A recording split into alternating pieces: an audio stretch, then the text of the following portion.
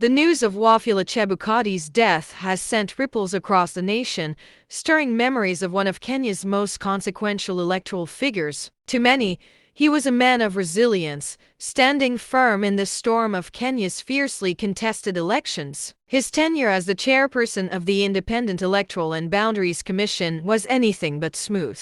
It was a roller coaster ride of legal battles, political turmoil, and high-stakes decisions that shaped Kenya's democratic landscape. Wafula Chebukati first stepped onto the national stage in 2017, when then-President Uhuru Kenyatta appointed him to lead the IEBC, replacing Ahmed Isaac Hassan's team, which had overseen the contentious 2013 elections. Alongside him, 6 new commissioners: Consolata Nakatha, Boy Molu, Roslyn Akombi, Paul Kurgat, Margaret Mwanya, and Abdi Gullah joined the electoral body. Few knew then that he would become the central figure in Kenya's most dramatic electoral moments. His first test came swiftly. The 2017 general election was already charged with tension when the country headed to the polls. The opposition, led by Raila Odinga, had raised concerns about possible vote rigging. Then came the shocker: the Supreme Court, in an unprecedented ruling, nullified the presidential election on September 1, 2017. Chief Justice David Maraga declared that the electoral process had been riddled with irregularities and illegalities and ordered a fresh presidential election within 60 days. The Supreme Court's ruling threw the country into turmoil. The political atmosphere became more volatile,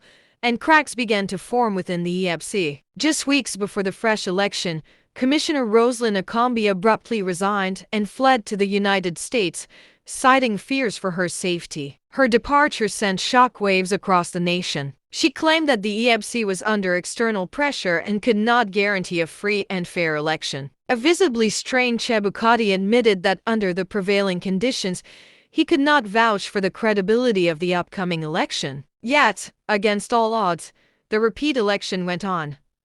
Raila Odinga boycotted the process, instructing his supporters not to participate. As a result, Uhuru Kenyatta secured an easy victory, though voter turnout was significantly lower. But the drama at the IEBC was far from over. In April 2018, another blow struck when 3 commissioners, Paul Kurgat, Margaret Mwanya, and Connie Maina, resigned, accusing Chebukati of weak leadership. They painted a grim picture of the commission, describing it as a battleground for misinformation and self-interest.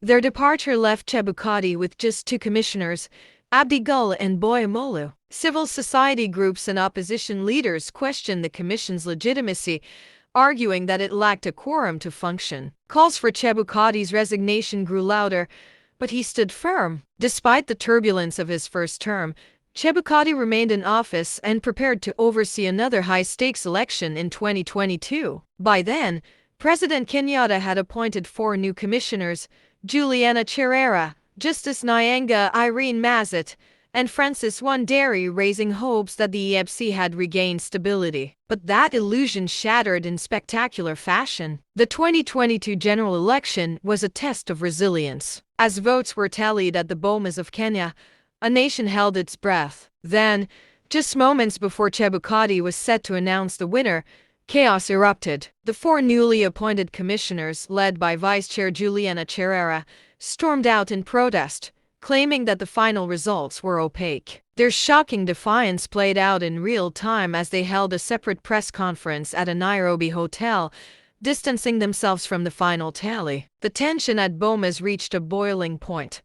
Politicians clashed, fists flew, and security officers were forced to intervene. Amid the commotion, Chebukati stood firm. With the nation on edge, he declared William Ruto as the president-elect. What followed was a fierce legal battle as Raila Odinga challenged the results in the Supreme Court. But in yet another dramatic ruling, the court upheld Ruto's victory, vindicating Chebukati's decision. The fallout from the election was swift.